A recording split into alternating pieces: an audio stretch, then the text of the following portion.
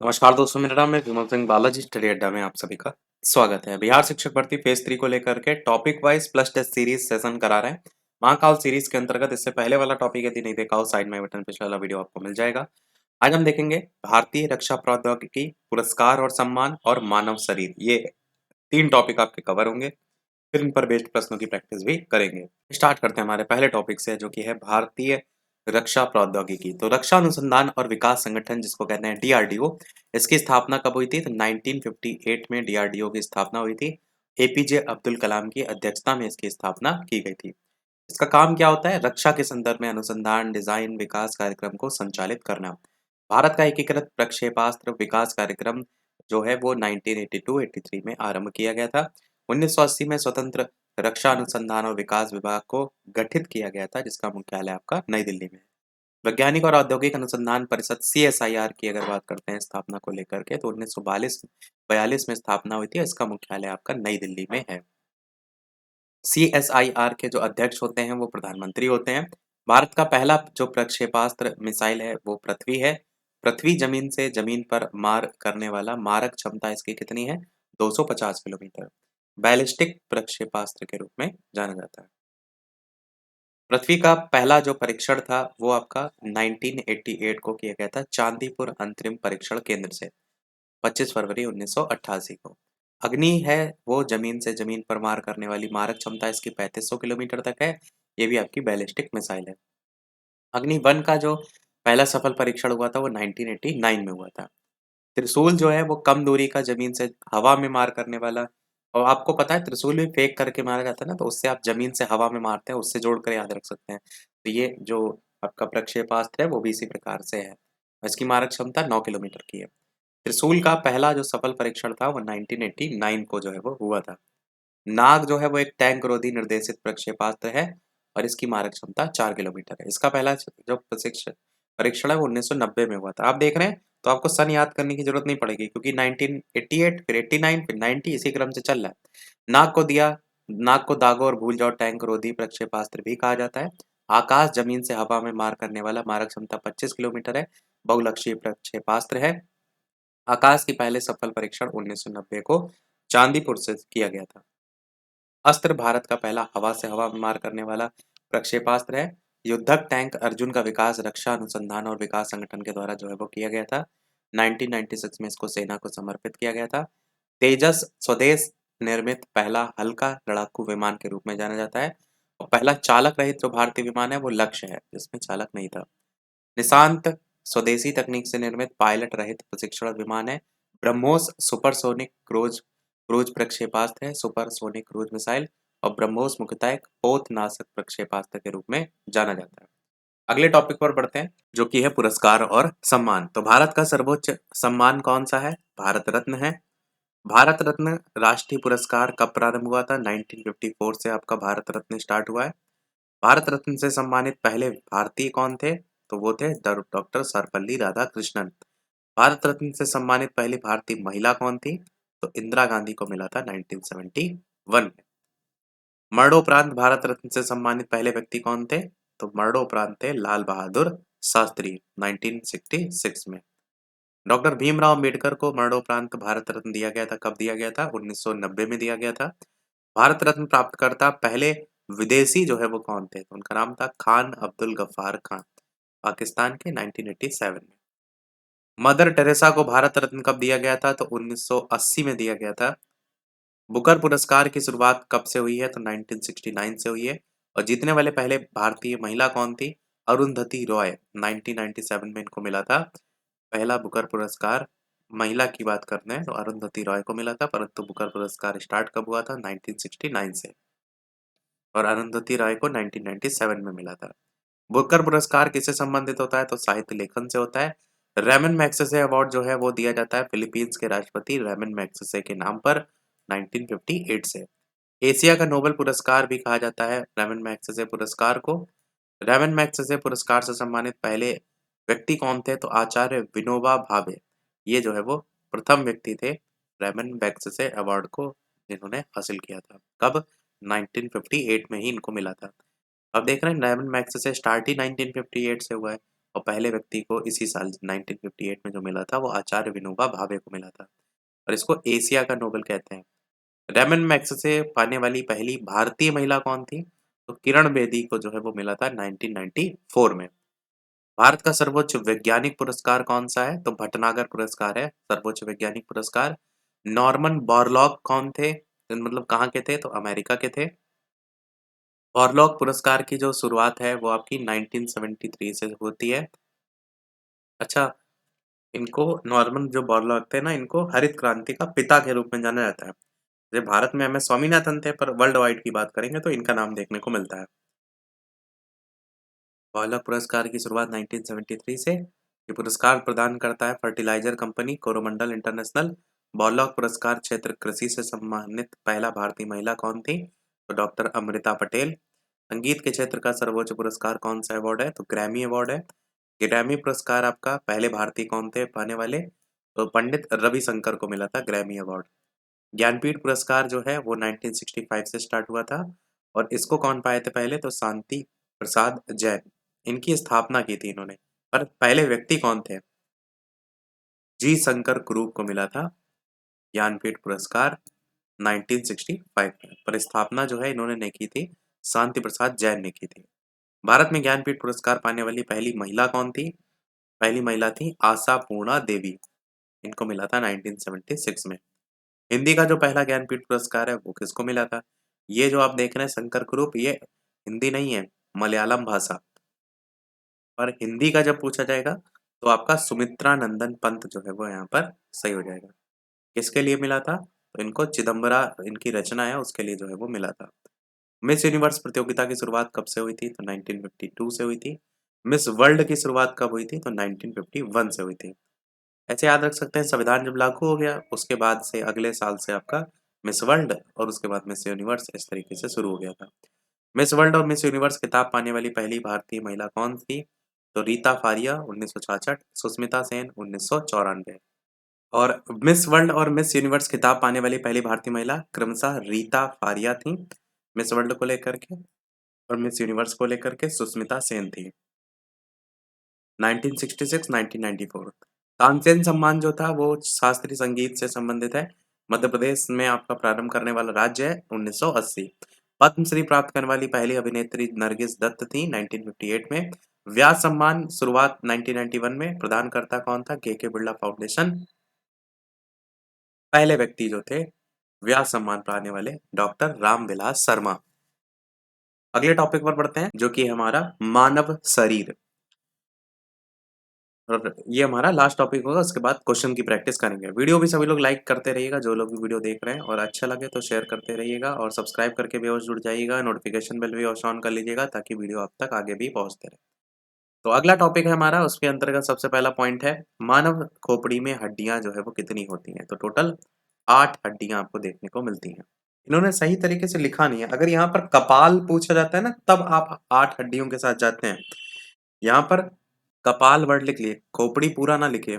कपाल में जो हड्डियों की संख्या होती है वो आपको 8 देखने को मिलती है, और पूरे मानव खोपड़ी में हड्डियों की संख्या तो 22 देखने को मिलती है, जिसमें से अगर उससे संबंधित हड्डियों को भी जोड़ दिया जाए तो ये संख्या फिर आपकी 29 हो जाती है। तो इस तरीके से रहता है, ये 8 नहीं होगा। कपाल अगर पूछा जाएगा तब 8 आपके साथ जाइएगा। अगला है मनुष्य का हृदय धड़कता है तो 72 बार प्रति मिनट। स्वस्थ मनुष्य की श्वसन दर 16 से 18 बार। मस्तिष्क का वजन जो है वो आपका 1350 से 1400 ग्राम। सबसे बड़ी हड्डी कौन सी? फीमर है, जांग में आपको देखने को मिलती है। सबसे छोटी हड्डी जो है वो स्टेपीज है, जो कि आपको मध्य कर्ण में देखने को मिलती है। सबसे मजबूत हड्डी जो है वो जबड़े की हड्डी होती है। शरीर का सबसे कठोर तत्व होता है एनामिल। एनामिल, इनेमल लिखा रहता है, पता नहीं एनामिल बना दिया इन्होंने।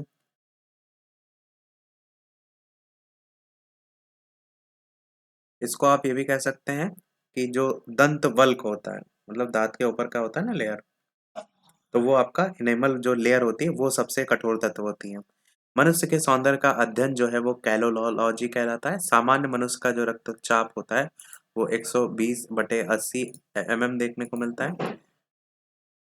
mmHg करके पूरा रहता है। शरीर में रक्त परिभ्रमण में जो लगा समय होता है वो 23 सेकंड होता है। मानव शरीर में जल की मात्रा 65 से 80%। रक्त की मात्रा शरीर के भार का कितने परसेंट? 7%। मनुष्य में रक्त की जो मात्रा होती है 5 से 6 लीटर। मानव रक्त का पीएच मान, यहाँ से क्वेश्चन पूछा जा चुका है, आपने देखा होगा बीपीएससी टीआरई में, तो 7.4 होता है। रक्त को शुद्ध कौन करता है? किडनी वृक्क करता है। लाल रक्त कण का निर्माण अस्थि मज्जा में होता है। लाल रक्त कण का जीवन काल 20 से 120 दिन। श्वेत रक्त कण का जीवन काल 2 से 4 दिन। और श्वेत रक्त कण को ल्यूकोसाइट जो है वो कहा जाता है। लाल रक्त कण को क्या कहा जाता है? तो एरिथ्रोसाइट जो है वो कहा जाता है। शरीर का ताप नियंत्रक होता है हाइपोथैलेमस ग्रंथि। सर्वदाता रक्त समूह यूनिवर्सल डोनर जो है वो ओ होता है। और यूनिवर्सल जो रिसेप्टर होता है वो आपका सर्वग्राही जो रहते हैं वो ए बी होता है। ब्लड बैंक क्या कहलाता है? तो प्लीहा कहलाता है, स्प्लीन। भोजन का पाचन प्रारंभ कहाँ से होता है? तो मुख से। पचे हुए भोजन का अवशोषण कहाँ होता है? तो छोटी आंत में होता है। पित्त जो है वो उसके द्वारा स्रावित क्या होता है? तो आपका यकृत। पित्त जो होता है वो किसके द्वारा स्रावित होता है? तो यकृत के द्वारा, जिसको बाइल जूस कहते हैं। शरीर की सबसे बड़ी ग्रंथि कौन सी है? तो यकृत है। शरीर की सबसे बड़ा अंग कौन सा है? तो त्वचा है। सबसे छोटी ग्रंथि कौन सी? मास्टर ग्रंथि है, पिट्यूटरी।